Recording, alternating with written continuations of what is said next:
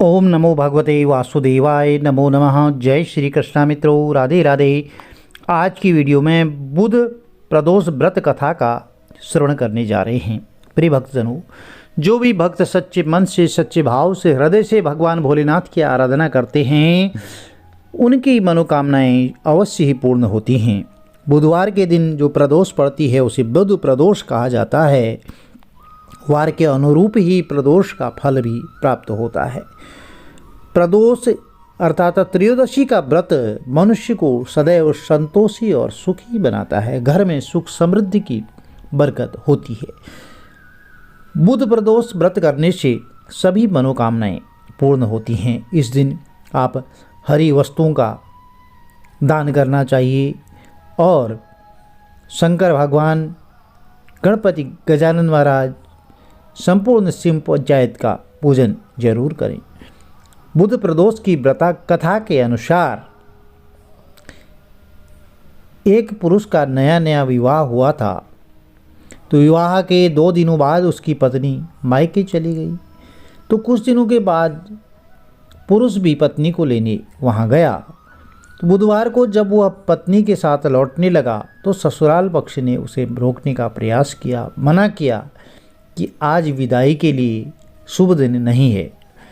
लेकिन वह नहीं माना और पत्नी के साथ जो है बैलगाड़ी में चल दिया।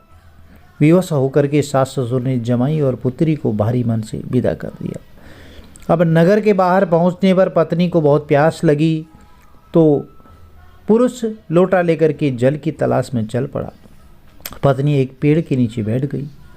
थोड़ी देर बाद पुरुष पानी लेकर के वापस लौटा, तो तब उसने देखा कि उसकी पत्नी किसी दूसरे पुरुष के साथ हंस हंस कर बातें कर रही है और उसके लोटे से पानी पी रही है। तो उसको क्रोध आ गया। वह निकट पहुंचा तो उसके आश्चर्य का कोई ठिकाना नहीं रहा, क्योंकि उस आदमी की सूरत उसी की भांति थी। तो पत्नी भी सोच में पड़ गई कि दोनों पुरुष झगड़ने लगे। धीरे धीरे वहाँ बहुत भीड़ इकट्ठी हो गई और राजा के सिपाही भी वहाँ आ गए। अब दोनों हमशक्ल आदमी बिल्कुल देख करके लोग भी आश्चर्य में पड़ गए। उन्होंने स्त्री से पूछा कि उसका पति कौन है। वह कुछ उत्तर नहीं दे पाई, क्योंकि दोनों की शक्ल एक जैसी थी। तब वह पुरुष शंकर भगवान से प्रार्थना करने लगा कि हे भगवान, हे भोलेनाथ, आप हमारी रक्षा करें। मुझसे बड़ी भूल हुई है कि मैंने सास ससुर की बात नहीं मानी और बुधवार को पत्नी को विदा करा कर ले आया। मैं भविष्य में ऐसा कभी नहीं करूँगा। जैसे ही उसकी प्रार्थना पूर्ण हुई तो जो दूसरा पुरुष था भगवान के रूप में, वह अंतर्ध्यान हो गया। अब पति पत्नी सकुशल अपने घर पहुँच गए। उस दिन के बाद से पति पत्नी नियम पूर्वक बुध त्रयोदशी प्रदोष का व्रत करने लगे। और बुध त्रयोदशी व्रत हर मनुष्य को करना चाहिए, जिससे मनोकामनाएं अवश्य ही पूर्ण होती हैं। अगर यह कथा आपको अच्छी लगी तो लाइक, शेयर, सब्सक्राइब जरूर करें और बेल आइकन अवश्य प्रेस करें, जिससे आने वाली वीडियोज़ की नोटिफिकेशन आपको ठीक समय पर मिल सके। भगवान भोलेनाथ का आशीर्वाद परिवार में बना रहे। बुधवार के दिन ही गणेश जी की एक और कथा श्रवण की जाती है। चलिए कथा आरंभ करते हैं। बोलिए गणपति गजानन महाराज की जय, शंकर भगवान की जय। एक बुढ़िया थी, वह बहुत गरीब थी और दृष्टिहीन थी। उसका एक बेटा और बहू थे। वह बुढ़िया सदैव गणेश जी की पूजा किया करती थी। एक दिन गणेश जी जो है प्रकट होकर के उस बुढ़िया से बोले, बुढ़िया माँ, तू जो चाहे सो मांग ले। बुढ़िया बोली, मुझसे तो मांगना आता नहीं है, कैसे और क्या मांगूँ। तब गणेश जी बोले, अपने बहू बेटे से पूछ कर मांग लेना। तब बुढ़िया ने अपने बेटे से कहा, गणेश जी कहते हैं तू कुछ मांग ले, बता मैं क्या मांगूं। तो पुत्र ने कहा, माँ तू धन मांग ले। तो बहू से पूछा तो बहू ने कहा, नाती मांग ले।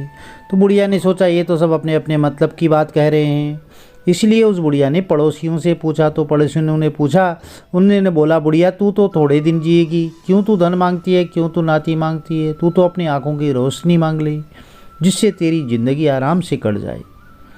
तो इस पर बुढ़िया बोली, यदि आप प्रसन्न हैं भगवान तो मुझे 9 करोड़ की माया दें, निरोगी काया दें, अमर सुहाग दें, आँखों की रोशनी दें, नाती दें, पोता दें, सब परिवार को सुख दें और अंत में मोक्ष दें। अब यह सुनकर गणेश जी जो है आश्चर्य में पड़ गई। तो बुढ़िया माँ को बोला, अरे बुढ़िया माई, तुमने तो हमको ठग लिया।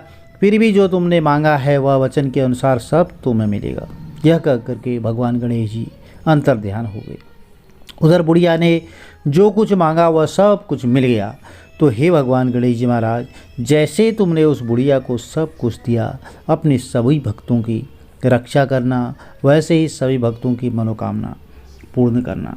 प्रिय भक्तजनों, यदि यह छोटी सी कथा अच्छी लगी तो लाइक शेयर जरूर करें। भगवान के आशीर्वाद आपके परिवार में सदैव बना रहे। हर हर महादेव। जय माता दी।